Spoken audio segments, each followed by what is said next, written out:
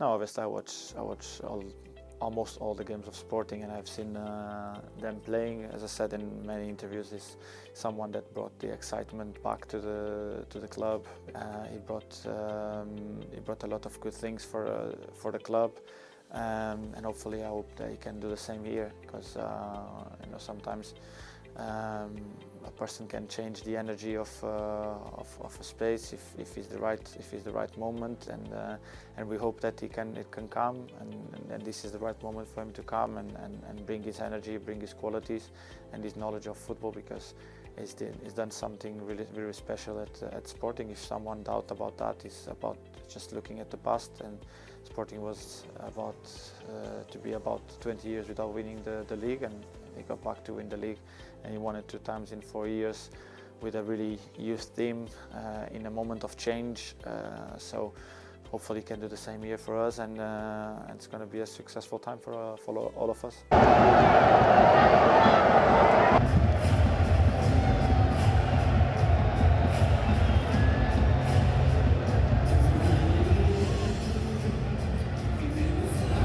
Feel ready for the new challenge. I'm not naive. I know that it's going to be very, very different, very tough, but I feel that I'm ready. I'm in peace now. I can focus on my new job, and I'm looking forward for start tomorrow. Ruben Amorim had a successful spell as interim manager.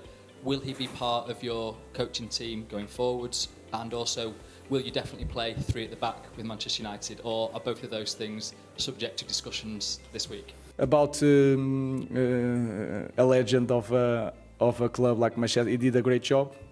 I have to talk with him tomorrow, and then I will explain everything. I'm very clear, and I will tell you like it is. Okay, so let's wait until tomorrow. Maybe we are not going to talk. Yeah, so let's wait for the next few weeks.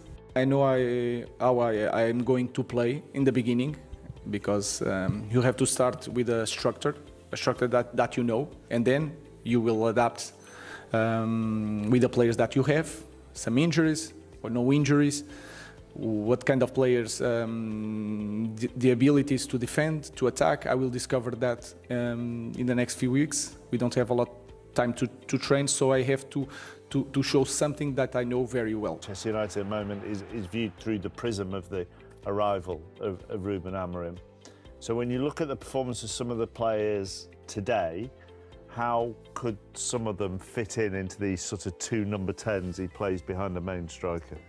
Well, it's going to be a big change, a big culture shock, really, particularly for the wingers. I mean, Erik ten Hag obviously played with a lot of width, and now Man United will be playing a lot narrower. But Bruno Fernandes is never really shy in this position. He's very comfortable. So for me, of course, being the lead and the captain, and particularly his goal today, Ahmad, who's been a revelation, to be honest. He's bided his time, but a great little touch and fantastic finish. And yeah, you can see Bruno sort of saying about himself, he's a player I feel is very comfortable in this position, but we're now asking for wingers to be comfortable like Bruno is, the way Amorim wants to play, of being narrow. But it's those 4, look how many men they have in the box there. And I'm with him there. I would have claimed it as well, but it's sad for him. Here, Ahmad here, being narrow, now he can drive with the ball, drive towards the centre arse. And when you get centre-backs nearly committing fouls, it's really difficult for these players to stop. And Garnacho here, he stays out wide. He makes his run out wide, sets it, goes, and at times you would feel like he would want it again there, but he always wants to stay in the game and he always wants to stay moving. Bruno here, you can see clearly he wants the ball in bundles of space where it's going to be effective going into this new role, new system. Garnacho, staying on the move, makes the run, and for me, this is an incredible finish. But I really want to see someone who scores a goal like that celebrate, and like Bruno says there, don't let the one sort of fan disrupt a celebration, because for me, that's goals like that don't come often. So for me, please celebrate, enjoy it. As a wide player, how difficult is that transition from sort of wide as part of a front 3 or 4 or whatever it is, to then being sort of narrower as part of a front 3? Yeah, so I had an interesting experience. When I was at Southampton, I was asked to do a role that I wasn't quite comfortable doing, or took away my strengths, should we just say. And that was as that sort of as a number 10, 10, a narrow 10, and the system was brilliant, but for me as a player, it took away all my strengths, what I was good at. Now I have to play in a certain role, and this is why I'm saying about taking certain strengths away from players, which is going to really hinder teams. But I'd probably say, looking at Man United's structure of their team, Mount and maybe Sancho are probably perfect examples that could challenge that 10 as well when they're fit. And of course, being at the club, Sancho is at Chelsea. That's not going to help.